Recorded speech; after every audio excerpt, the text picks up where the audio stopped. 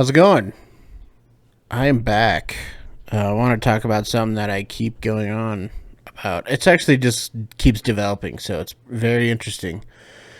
Um, Currently on TikTok, you probably can't see it because my camera's in the way, but currently on TikTok, it's trending now. Black fatigue. That is what's trending on TikTok. And we're going to talk about this. Whew, my nose. Whew, about to sneeze. Oh, shit. Oh, man. Anyways, so we're gonna take a look at this and kind of dive into it. This has to do with the Carmelo Anthony and Austin Metcalf thing, the Give Send Go, um, the Give Send Go thing, and the Shiloh Hendricks thing, where she called that little boy the N word, which is retarded, and then she raised fucking like over 750,000, I think. We'll take a look at her page too. But yeah, let's get into it and react to some of these. Black fatigue. This video might make you uncomfortable, but it needs to be made. There's a growing sentiment, most recently, of individuals who are proclaiming they do have black fatigue. And you don't have to be a non-black person to have black fatigue. What does that phrase actually mean? Essentially, black fatigue is a growing weariness of the actions of the quote-unquote black community. But it goes deeper than that, because we are in 2025 now, and we are being judged based on the content of our character and not the color of our skin. But the interesting part is the lie that's been sold to the black community in particular is that the color of our skin dictates the content of our character. That's why in the black community, I think he's got a pretty good point there with that, because mainly, I mean, yes, stereotypes do get started for a reason. That's what my grandpa told me, and he's a brown guy, so don't come at me crazy. But it's you could tell that, people do things, groups of people, and then you see, like, you kind of start associating behaviors with shit like that.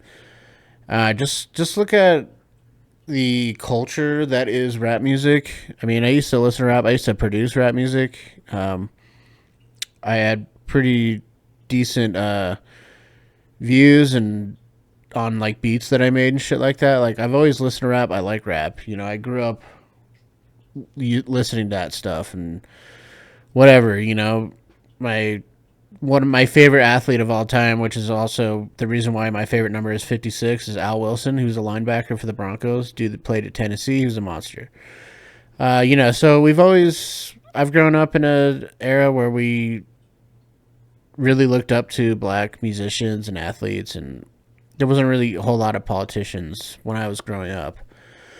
Now there's a lot more, and I think they're actually pretty cool dudes to look up to.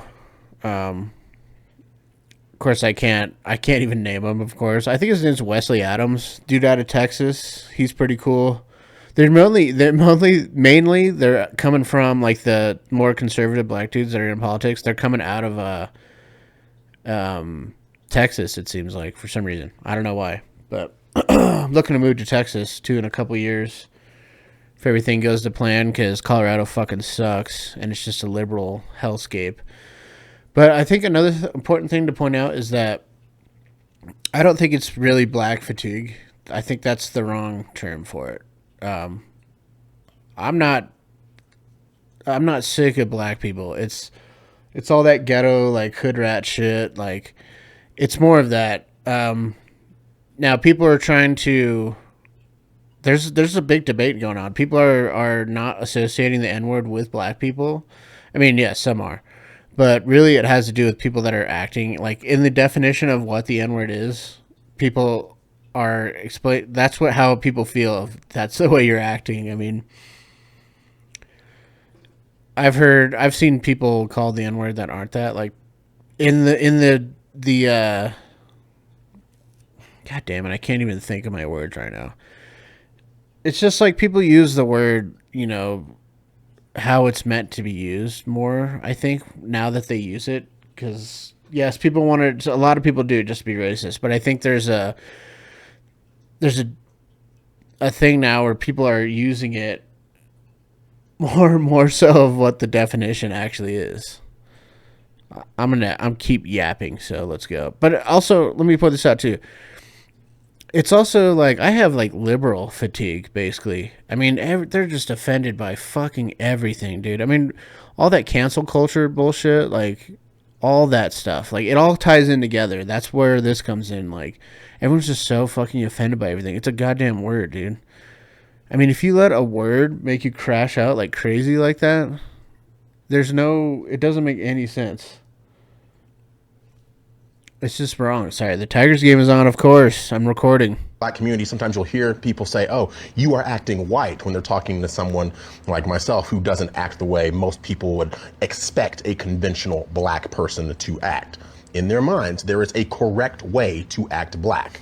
And the people in your ethnic group who fulfill those very negative stereotypes, those are the ones who are going to essentially drag down the collective whole. And that's why there's individuals who are black who do and can have black fatigue, because they see how damaging it is to see the worst of us attract all this negative attention that then unfortunately gets ascribed to the entire race all too often.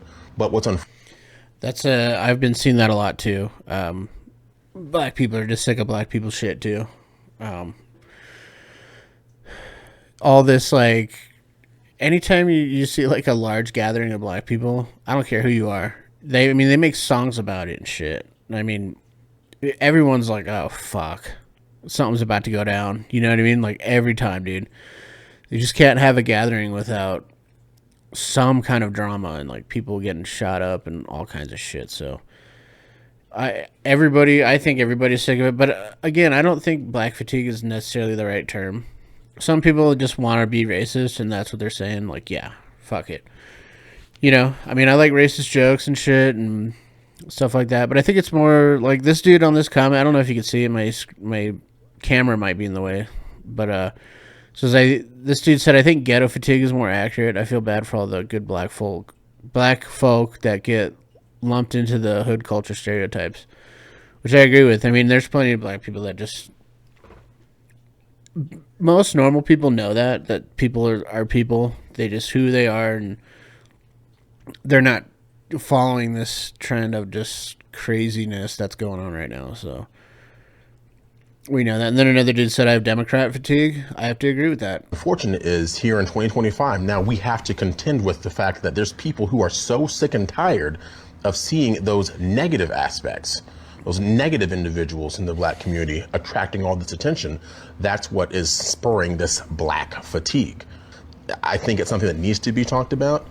And until we turn inward and address the issues in our own communities, I fear that this is only going to continue and get worse. And that's exactly what the powers that be want. They want to have us against each other instead of us against those who are really pulling the strings in the background. I do agree with them there on that. They'd rather, I mean, it's way easier for them to have us fighting against each other. I think they did that,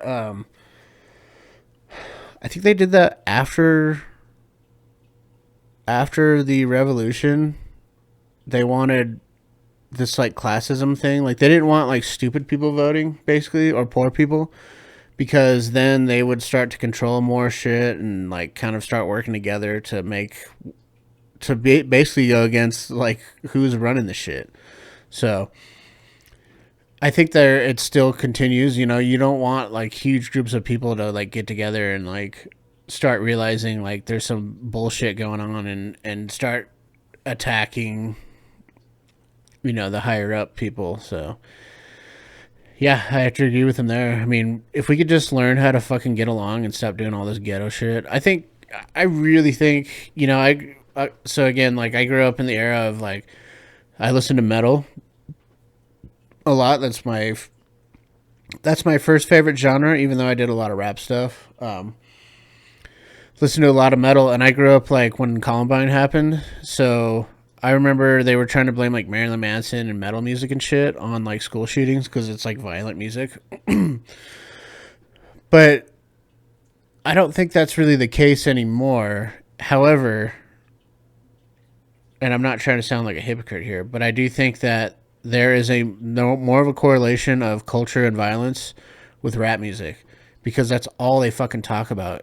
It's like just like sleeping with a bunch of women, adultery, fucking, shooting the ops and all that shit. Like, it's not positive. Doing drugs and shit. Like, it's not.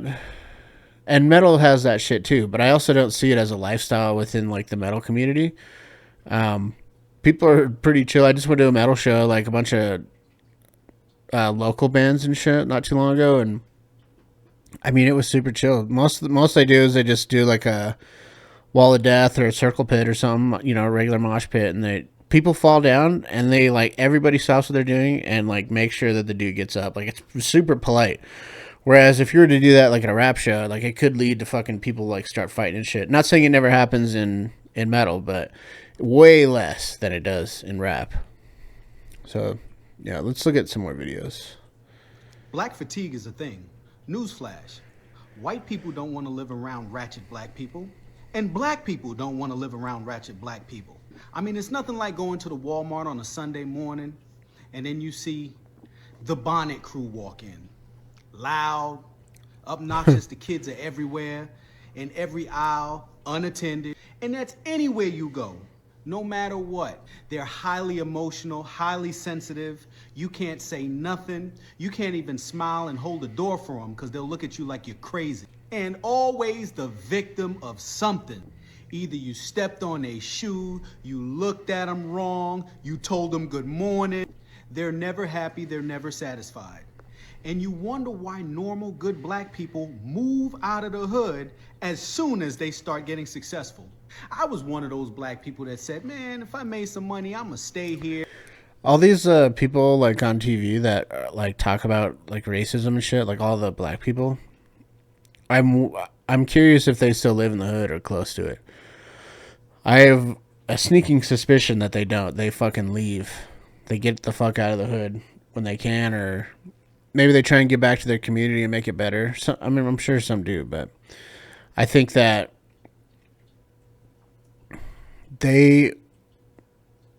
it's like a subconscious knowing of like that this shit is fucked up and they're never going to be able to fix it. So they move away from it and then they like get comfortable where they're at and then they just never go back.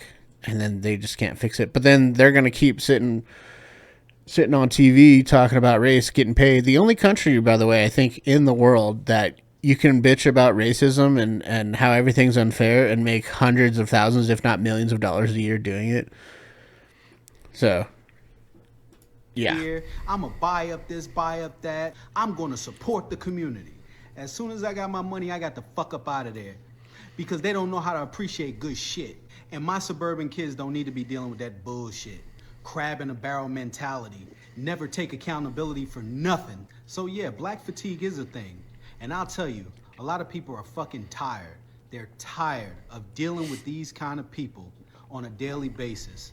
I mean, I get anxiety when I walk inside of a mall nowadays. I mean, because you got these YNs running around and they don't respect nothing. That's the thing too. They even came up with their own little name for it, the YNs, dude. And that's fools that, young black men that fucking run amok and shoot each other up and all kinds of fucking crazy shit, dude.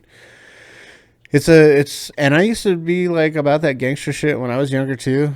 I mean, I hung out with Mexicans and shit, but I mean, I hung out with everybody in high school, but I was kind of like this hybrid, like listened to metal, skateboarded, played sports, smoked weed, fucking drank, and then would also like want to do some gangster shit and got in some trouble when I was younger doing dumb shit. But I'm glad I grew out of it because it's just not a way to live. It's stupid. I mean, it hurts people and it hurts yourself and hurts your family, and it needs to stop. But also to his point of like, oh,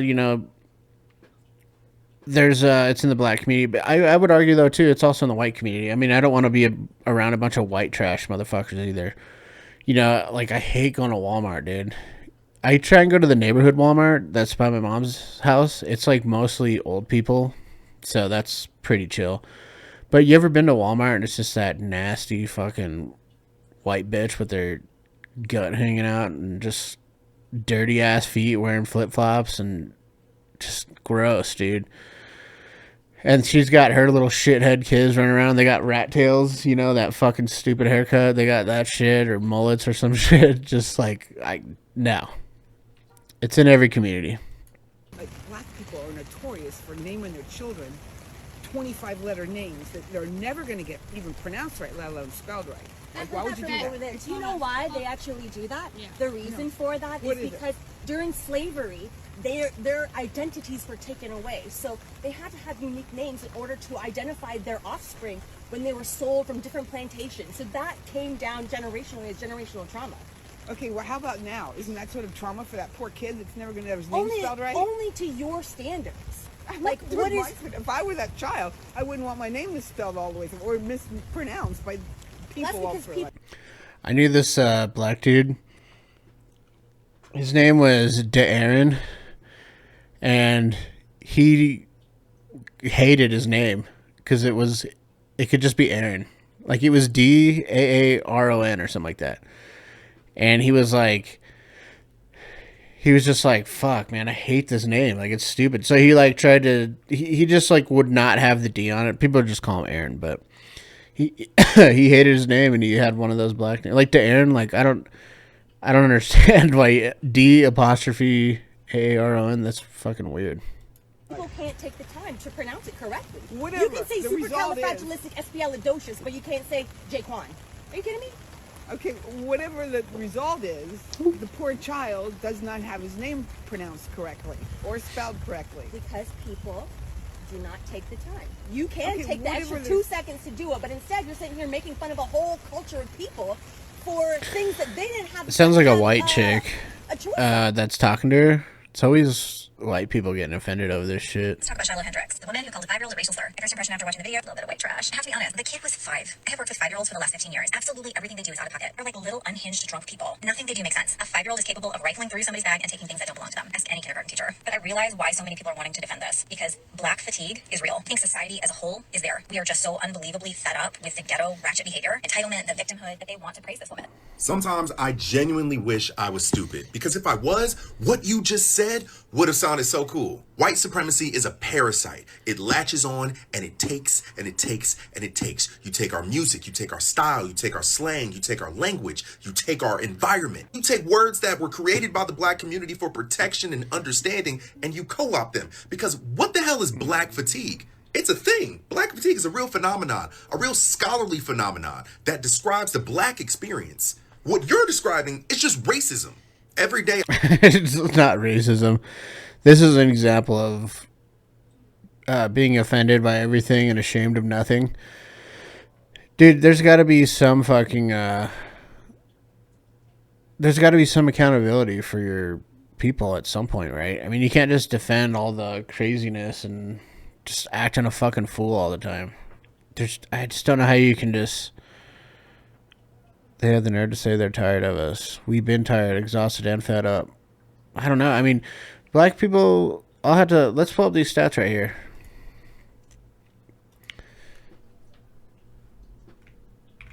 What are the murder statistics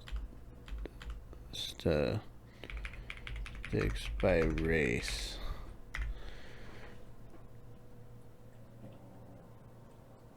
Oh, I just farted.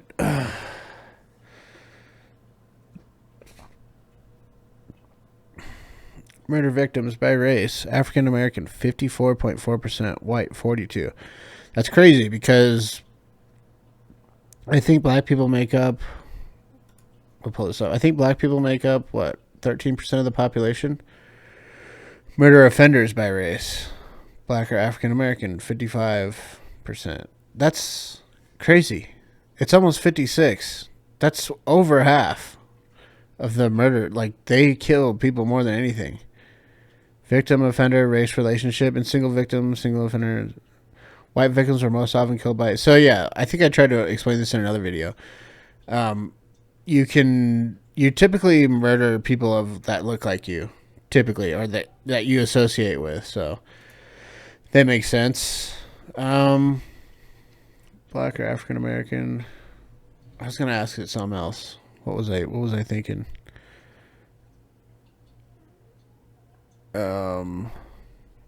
I don't know. I don't remember. I'm retarded. But, I mean, there's something to be said about that. I mean, 13% of the population, but 55.9%. Okay, let's see at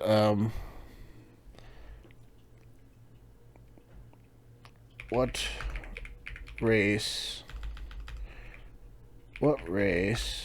does the most, god damn, I can't type, most mass shootings.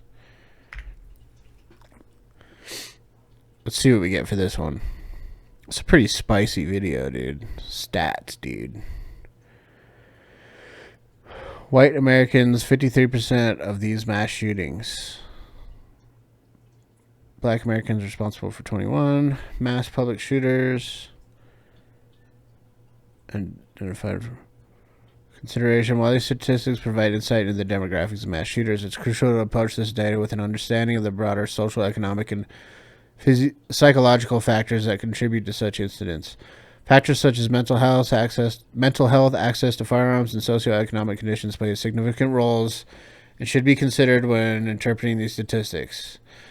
So I think 99% of mass shooters, as far as the white ones, like school shooters and shit like that, they're on psychotropic drugs or something like SSRIs. They take some form of anxiety and depression medication. Or they have a condition like BPD or some fucking just nutty fucking. So most of them, they have access to firearms and they have some sort of crazy mental thing going on. So, sorry, this is a good baseball game. Boston and Detroit going at it.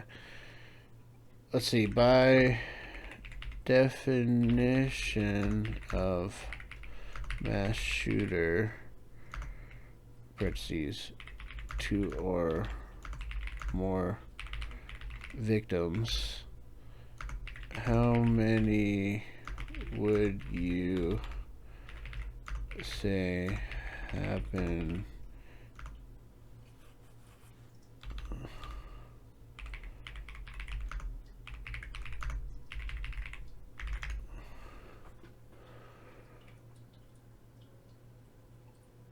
Let's see what it says here. This is ChatGPT. Gun violence archives. Okay. I actually saw, well, okay. I saw something the other day. Now, there's all kinds of stats. Whatever, but I saw something where it said, like, how many mass shooters there were in 2024, and I think white people were at like 32 or something like that, and black people were like 200 something.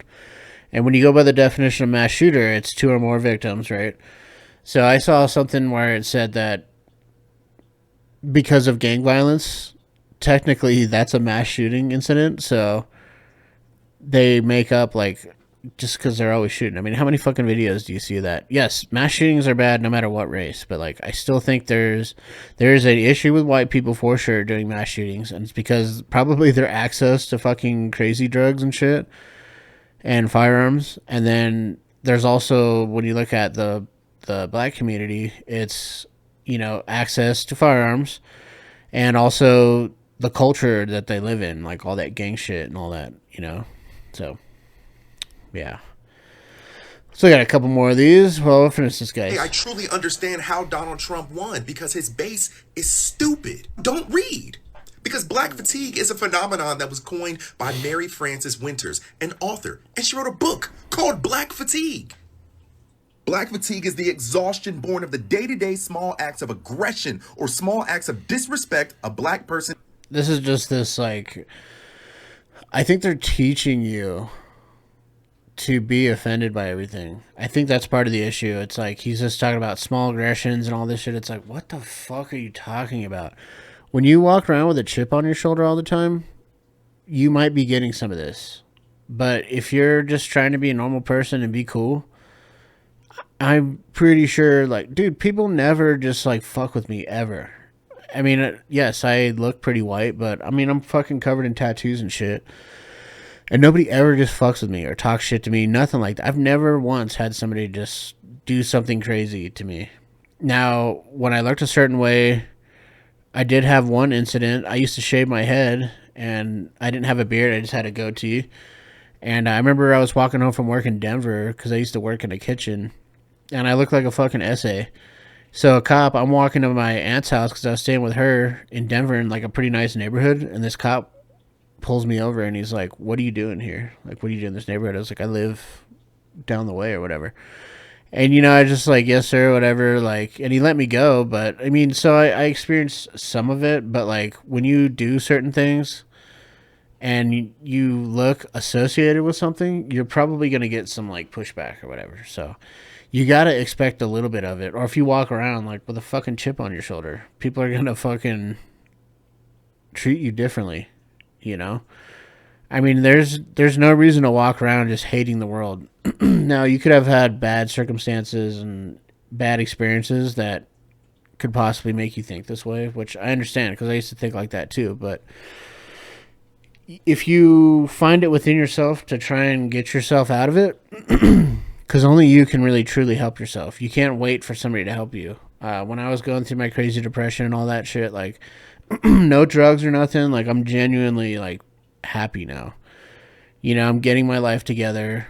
I had some setbacks in the last couple years, but I was drinking a lot and I was pissed off with the world and all this shit. And it's just now that I've tried to actually do better and live better, my life has improved tenfold. Endures. Thank God. Racism. The fatigue of black people by way of 400 plus years. Oh my God. So he's just bitching about. But this is like another, like being all extra and shit. Like, but just to be clear, we're not cooked because a bunch of black children are celebrating the fact that they graduated high school like normal people. We're cooked because the majority of people in that comment section calling this ghetto, uncouth, oh, the CIA is winning, are people of this color. Now, my question to you is, does the CIA win when a bunch of black students graduate high school instead of dropping out? Or does the CIA win when they don't even have to get racists from outside the black community to try and tear us down? They get their own people to do it. I think he's just doing too much. There's nothing wrong with celebrating. But there is also such a thing as being, decent. I mean, I really don't have too much of a problem with that, but some of it's just like when they're like, and they start shaking ass and shit. It's just like, oh my God, dude, stop. Black fatigue is real. I think society. I'm gone for 4 days and all of a sudden my timeline is flooded with black fatigue videos and I'm like, oh my. I'm perfectly okay with that. The black community, you guys want to save your communities? Good for you. I'm glad that somebody's stepping up and doing something about it. Now, accountability is not racism. Let me just point that out real quick. Okay? Done with that. Moving on. My fatigue is with white liberals. No matter how many times you're online trying to speak for black folk, playing the white knight, that white knight complex that you have, you're not getting invited to the barbecues. You're just not cool enough.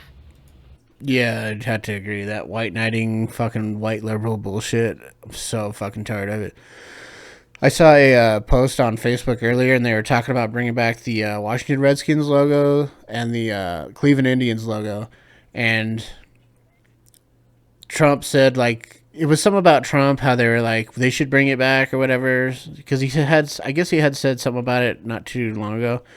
And all the white people in the comments are like, no, it's racist, all this shit. And it's like, my mom, who's a fucking card-carrying Shawnee Indian, she's fucking like, that's her tribe. Absentee Shawnee in Oklahoma. But she wants the logos back because she feels that our representation is being erased. And it's all because of white people. You know what I mean? Like, and the white people think they're fucking doing a good thing, and they're not. They're just erasing our history and representation because they're offended on our behalf.